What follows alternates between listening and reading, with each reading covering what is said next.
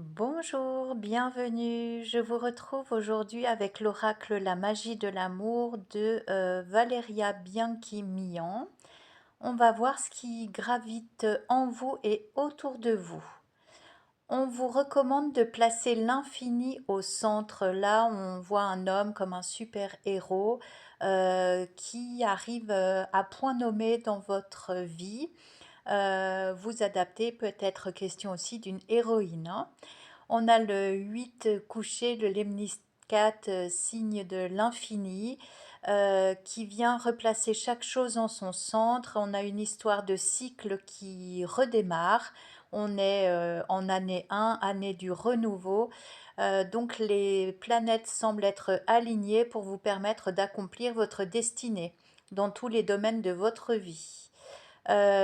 Cette carte, l'infini au centre, signifie aussi que vous êtes beaucoup plus que ce que vous pensez être et qu'il est grand temps d'élargir vos possibilités, vos croyances, vos horizons. Comment faire? Eh bien, il suffit de s'unir à votre intuition, de faire confiance à vos ressentis. Ça, je vous le répète très très très fréquemment, le corps ne ment pas, il ne triche pas, et dès qu'il y a dissonance, dès qu'il y a quelque chose qui cloche, il vous le fera savoir d'une façon ou d'une autre, contrairement à votre mental.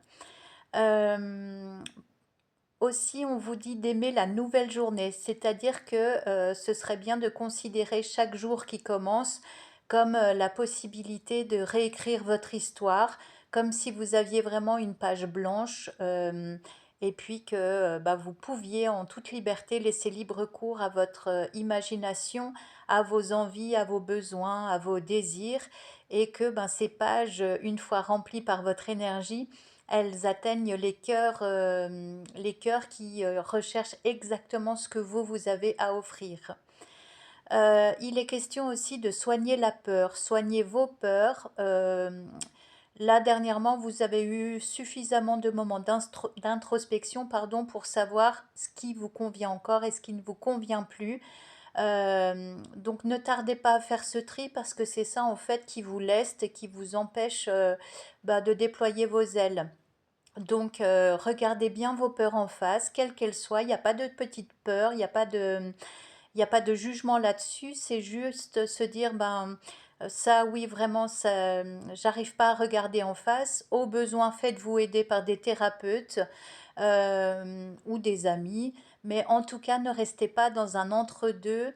Derrière la peur, souvent se cache quelque chose qui n'a pas été reconnu, tout simplement.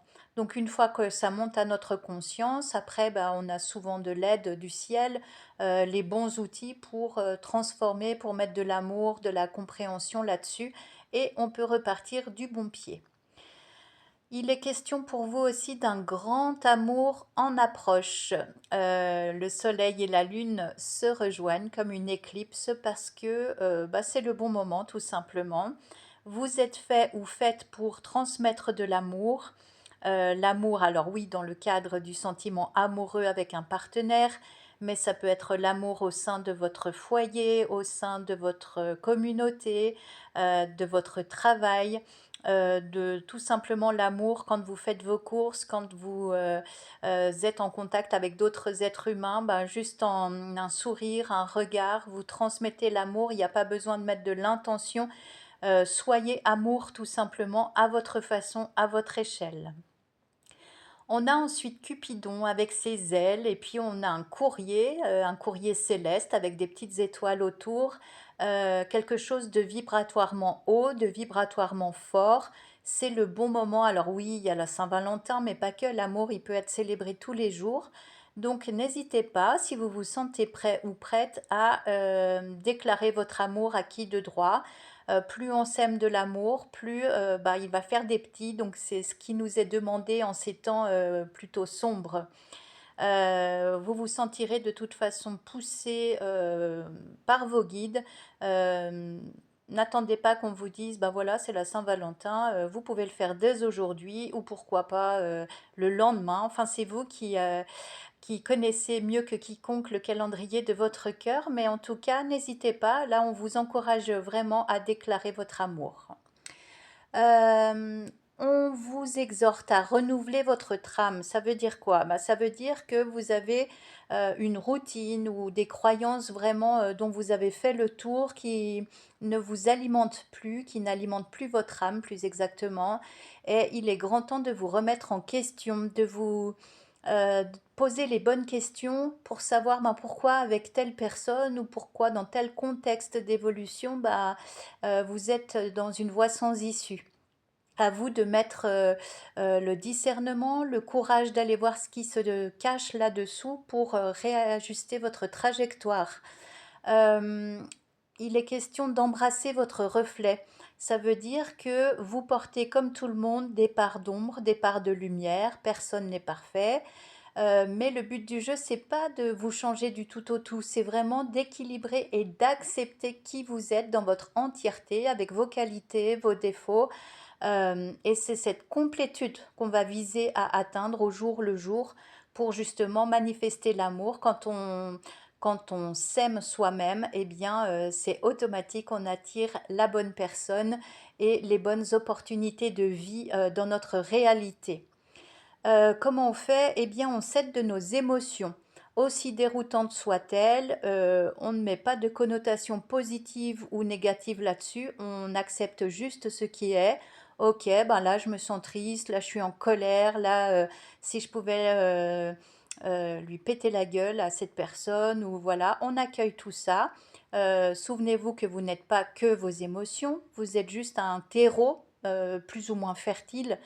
Le but du jeu, c'est de ne pas les garder pour qu'elles fassent leur nid à l'intérieur de vous, mais au contraire de dire, bah ok, là je me sens comme ça, pourquoi je me sens comme ça, qu'est-ce que je peux faire pour y remédier, tout simplement. Et puis, une fois que vous avez cette honnêteté, ce travail sain, euh, inévitablement, il y a des retombées, des répercussions vraiment positives et puis des portes qui s'ouvrent derrière. Donc, c'est super intéressant. Même si au début ça semble contraignant, après quand on y a pris le goût, vous verrez que c'est vraiment efficace. Euh, donc on parlait du sentiment amoureux, de l'éventualité de déclarer vos sentiments, et on vous dit d'aimer l'idée de l'autre en soi. Qu'est-ce qui vous séduit chez cet autre? Parce que n'oubliez pas que l'autre, la personne qui vous attire, c'est aussi une facette de vous. Bah, essayez de ressentir vraiment le plaisir d'être à ses côtés, ou les qualités qui vous plaisent tant chez cette autre personne. Tout ça, ça vous met du baume au cœur, et puis bah, ça vous permet vraiment d'adoucir tous ces élans par rapport à l'autre, pardon, et quand on est amoureux, on pose un regard adouci et différent sur le monde environnant. On ne voit pas le temps passer non plus.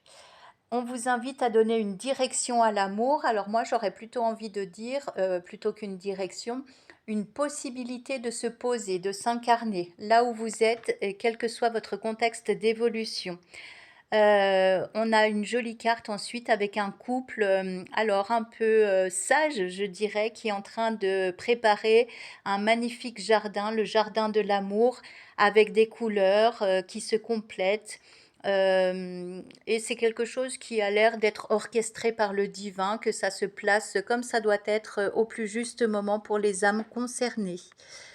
On dit ensuite que le sublime est en vous, vous allez enfin oser vous métamorphoser, faire resplendir vos couleurs, votre teinte unique pour en faire profiter un plus grand nombre.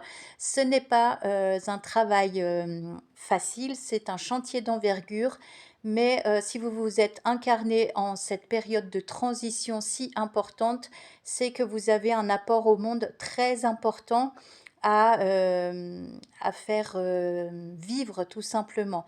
Donc c'est le bon moment, sortez vraiment de vos cocons, et puis, ben, faites ce que vous savez devoir faire, point final. Enfin, pas point final, il y a une dernière carte qui vient s'ajouter, qui ne parlera peut-être pas à tout le monde, mais il est question de votre arbre généalogique et on parle des pères de votre lignée. Donc voyez un petit peu, que vous soyez un homme ou une femme, votre rapport au père. Et puis là, spontanément, sans mettre de mental, voyez un petit peu si c'est un frein ou si c'est plutôt un encouragement. Voyez si vous devez assainir ce rapport ou au contraire vous en inspirer. Voilà les messages pour aujourd'hui. Je vous remercie de votre écoute et je vous dis à tout bientôt.